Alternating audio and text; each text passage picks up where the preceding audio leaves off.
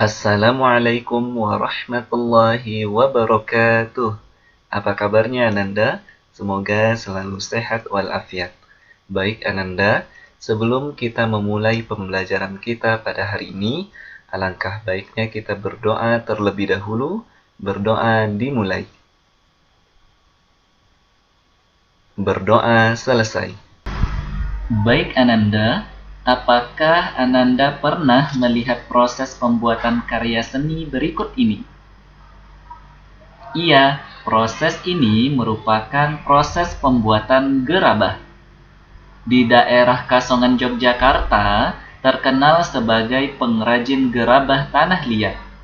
A. Pengertian gambar.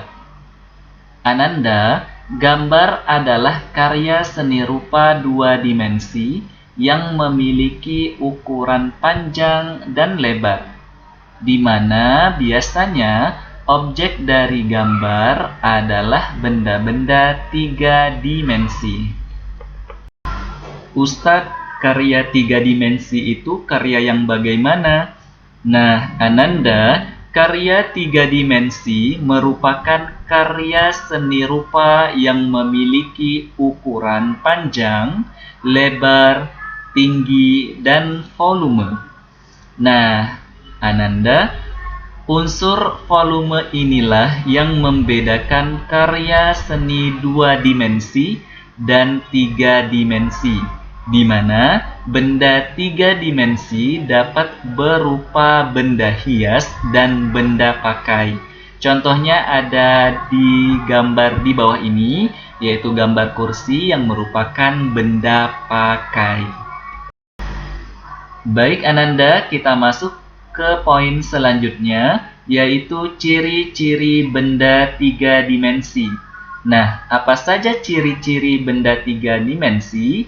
Yang pertama, mempunyai panjang, lebar, dan tinggi. Yang kedua, dapat dilihat atau dinikmati keindahannya dari sudut pandang manapun. Yang ketiga, memiliki volume. Jenis benda tiga dimensi. Nah, Ananda, antum harus ketahui bahwa untuk benda tiga dimensi ini memiliki jenisnya. Yang pertama yaitu benda kubistis. Benda kubistis adalah benda-benda yang berbentuk menyerupai bangunan kubus atau balok. Contohnya adalah kotak pensil, kotak tisu, meja, dan kursi, serta lemari dan bak sampah. Nah, yang kedua adalah benda silindris. Benda silindris adalah benda-benda yang berbentuk menyerupai silinder atau elips. Contohnya adalah botol, gelas, mangkok, teko, dan guci. Nah, benda yang terakhir adalah benda bebas. Benda bebas adalah benda-benda yang bentuknya tidak beraturan.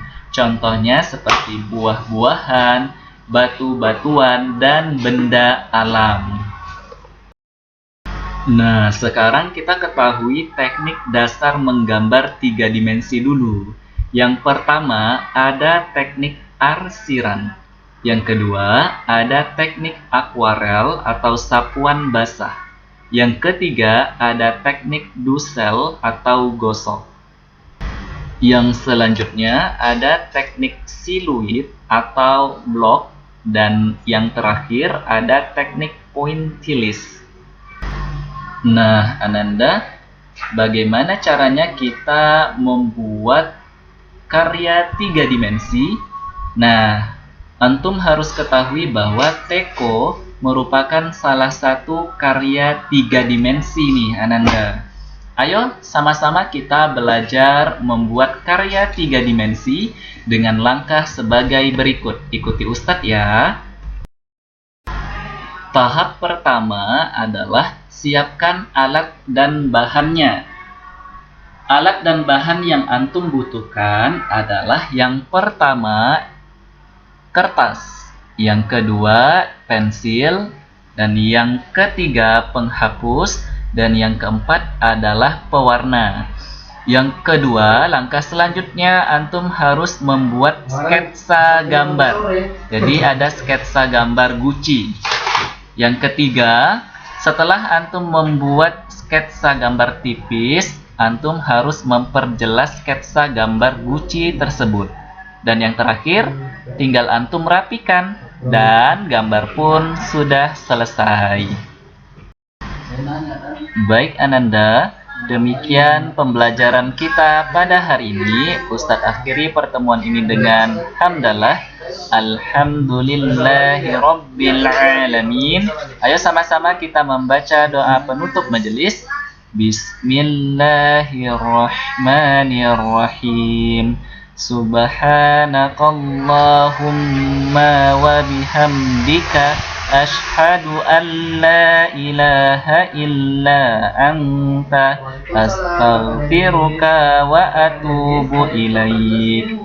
Ustadz akhiri dengan wassalamualaikum warahmatullahi wabarakatuh.